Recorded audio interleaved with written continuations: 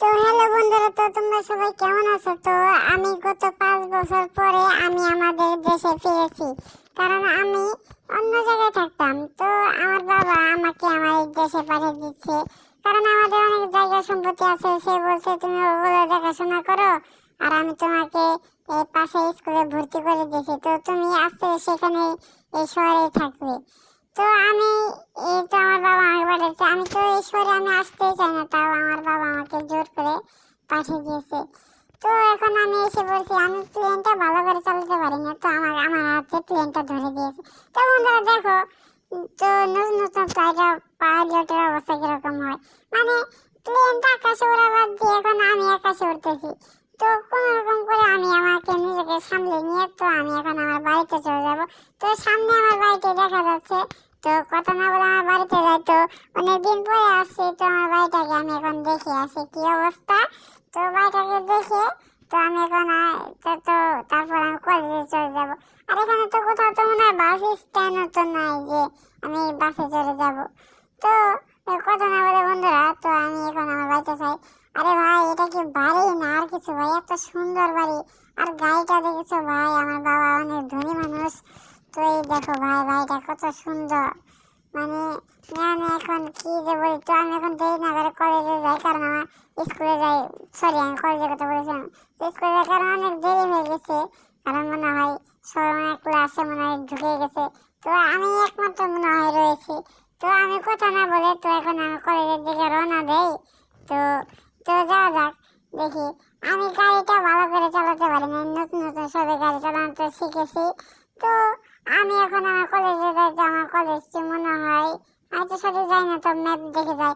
তো এইদিকে তো মনে হয়, হ্যাঁ ওকে। তো ফাইনালি আমরা কলেজে চলেছি। তো আমি যা ভেবেছিলাম, সবাই স্কুলে প্রবেশ করে গেছে, আমি একাই রয়েছি। তো এখানকার স্কুলের দরজাটা কোথায় যে আমি এখানে প্রবেশ করব? তো দেখা যাক, সামনের দিকে যাই দেখি। তো তো ওকে, তো এখন আমি ভিতরে ঢুকি। তো ক্লাস শুরু করা যাক। তো ফাইনালি বন্ধুরা, তো আমার স্কুল শেষ হয়েছে। আজ আমি সবার আগে বের হয়েছি, কারণ আমি চাই না আমার বন্ধুরা আমার এই এত দামি গাড়িটা দেখে নি। কারণ অনেক গরিব ছেলে মেয়েরা আছে যারা আমার এত দামি গাড়ি দেখলে তারা আমার সাথে বন্ধুত্ব ভেঙে দিতে পারে, কারণ তাদের অনেক কষ্ট লাগতে পারে যে আমার বন্ধু এত বড় দামি গাড়ি চালায় আর আমরা গরিব। সে কারণে আমি এই গাড়িটাকে তাড়াতাড়ি নিয়ে চলে যাই, যাতে ট্রেন না পায়। তো আমি এখন আমার বাড়িতে চলে যাই।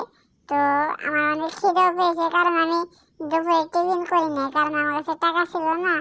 তো আমি সর্বপ্রথম বাড়িতে গিয়ে রাঁধবো, তো রেঁধে খাবো। তো ভাবতেছি কি রাঁধা যায়, মানে আমার এত খিদে লেগেছে কি যে বলবো। আরে আরে না না না, আরে না, এই শালারা আমার রাস্তার মাঝখানে আছে। তো এই শালাকে আমি এখন মজা দেখাচ্ছি, আমার বন্ধুটা আগে বের করে নেই। তো আজকে আমার সামনে যে আছে তাকে বলে দিল, এই মেয়ে তো এত সত্যি আমার সামনে যে যা মর। আরে বেটা তুই এসে মর মর মর মর মর। আরে মরিস না কেন, তুইও মর।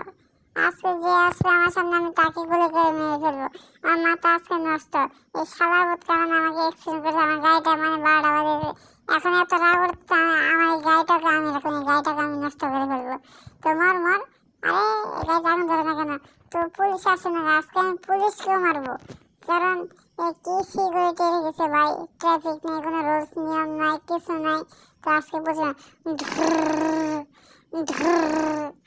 কি ব্যাপার ভাই, গাড়িটা আগুন ধরে, এটাকেই মারবো এখন, এটাকেই মারবো আমি। আরে না, আরে আমার গাড়িটা এমনি তো ভাঙা, আর তারা আমার রকেট লঞ্চার দিয়ে তোকে আজকে ফাটি হলো। আগে আমার গাড়িটাকে ব্লাস্ট করি, তারপর তো দেখে। আরে না, তুই তো এমনিতে মরে গেলি।